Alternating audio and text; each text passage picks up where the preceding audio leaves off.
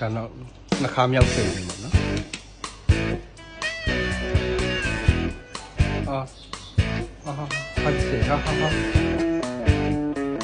ဘာလဲနောက်လို့ရှိသေးတယ်မိုးလေးနဲ့ကစဉ်းစားမိတဲ့စာပေါ်ပါပဲစီမေလို့အိတ်တဲ့ထီတော့စားကျင်နေတယ်ဝတ်နဲ့ပလက်စိတ်ညစ်တဲ့ခါစားမိတာပဲမေကုန်ပြီလို့မေသမီးကုန်တော့မယ်မေမစားနေရရဲ့ကြာရှိရော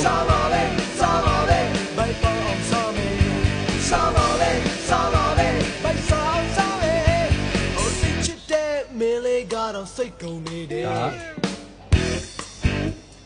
အဘူရနဲ့ဘင်း